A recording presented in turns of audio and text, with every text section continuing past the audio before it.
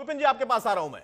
भाई आपको तो प्रायोजित बता दिया गया, इतने समय की पत्रकारिता पर सवाल खड़ा कर दिया, बड़ा आसान होता है। और किसी भी पार्टी के लिए ऐसा नहीं कि सिर्फ यश के लिए बोलूंगा, अपने मुताबिक अगर जवाब नहीं मिलता है ना तो बीजेपी भी कर देती है ऐसा। मैं तो खुलकर ही बोलने में लिए यहां पर स्वतंत्र हूं, मैं बोलता भी हूं, किसी से डर नहीं है यहां पर।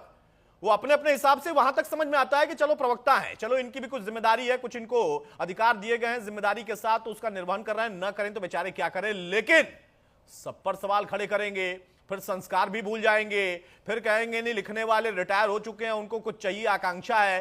तो आपके दौर में या आपके लिए लिखते हुए या मोदी सरकार के खिलाफ लिखते हुए जिन लोगों ने आकांक्षा के तहत चिट्ठी लिखी, उनको इन लोगों ने क्या क्या दे दिया, क्या क्या नवाज दिया। हो सकता है कुछ नवाजे भी गए हो, क्योंकि अवार्ड वापसी का जब जिक्र होता है ना तो बहुत सारे लोग ये भी कहते हैं कि अवार्ड तो दे दिया लोगों ने, रकम जो मिलती है साथ में पुरस्कार की वो आज तक नहीं आई। ये भी सच है। लेकिन अब इस चिट्ठी वार में आपको क्या लग रहा है कि हाँ कुछ कंक्रीट निकलेगा?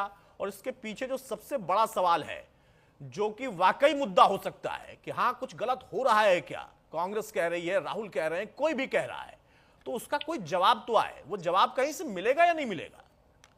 देखिए अतुल जी, आपका सवाल बड़ी अहमियत रखता है। यश जी ने मेरे लिए क्या बोला व्यक्तिगत, मैं उस पे कुछ बोलूंगा नहीं, वो इनकी अपनी निजी राय है। मैं तो धन्यवाद करूंगा कि भाई साहब आपने बोला मेरे बारे में, और मुझे किसी से सर्टिफिकेट प्रमाण लेने की आवश्यकता नहीं है, क्योंकि जब भाजपा को आईना दिखाया था मणिपुर पे तो वहां वो बोलते थे कि आप विपक्ष के प्रवक्ता हैं। तो ये आदत पड़ गई है, हम लोग जनता के नुमाइंदे हैं, जनता की आवाज उठाते हैं। दो बड़ी जरूरी बातें मैं जरूर उनका जिक्र करना चाहूंगा। देखिए जब 2024 का चुनाव संपन्न हुआ, नतीजे आए और 240 पे भाजपा सिमट गई, बड़े बड़े दावे करे 400 पार जाएंगे, आत्मविश्वास 7वें आसमान पर था। वहां पर एक नई उम्मीद की किरण आई। मुकेश जी, मैं आपको भी चाहूंगा कि आप ये बात जरा ध्यानपूर्वक सुने। देखिए आप बड़े सुलझे हुए प्रवक्ता हैं कि वहां पर बेहतरीन कमबैक करा था कांग्रेस ने, क्योंकि अगर तुलना करें 2014 से और 19 से, बेहतरीन comeback, it was a marvellous comeback on the part of Congress.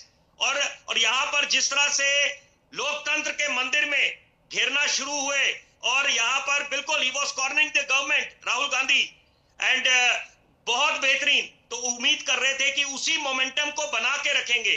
तो आप ये नहीं है कि आप बिल्कुल कंप्लेसेंट या कैजुअल हो जाए, आपको कंसिस्टेंसी दिखानी है निरंतर यहां पर, और वो कारण हुआ। और वो बात है कि आपने बोला कि भाई आप बैसाखियों के सारे सरकार है, आप अगर कंसिस्टेंट रहते कांग्रेस, और मैं तो दोनों को बोलूंगा, बाजी असल मायने में उत्तर प्रदेश, क्योंकि दिल्ली का रास्ता उत्तर प्रदेश से निकलता है।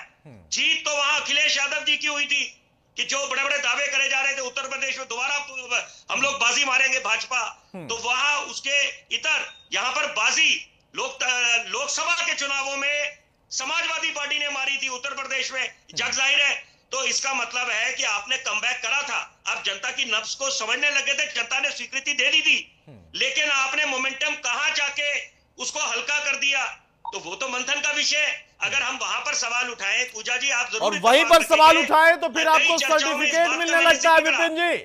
और अगर ऐसे सर्टिफिकेट विपिन जी आपने लेना शुरू कर दिया होता, हम लेना शुरू कर दे, तो हमारा घर भर जाएगा भाई। अरे घर भर जाएगा विपिन जी, कहां रखेंगे इनके दिए हुए सर्टिफिकेट ले जाकर, कहां रखेंगे सर्टिफिकेट? कहता है पिताजी जब मैं बाकियों को देखता हूं तो मैं देखता हूं मेरे पिताजी कितना पीछे रह गए। मैंने बोला बेटा मेरे को उसी में बड़ा गर्व महसूस होता है, एक फौजी का बेटा हूं, फौजी का पोता हूं, मेरे को उसी में बड़ा फक्र होता है। मैं पत्रकारिता के प्रोफेशन में रहा हूं, जीवन खपा दिया है। ठीक है।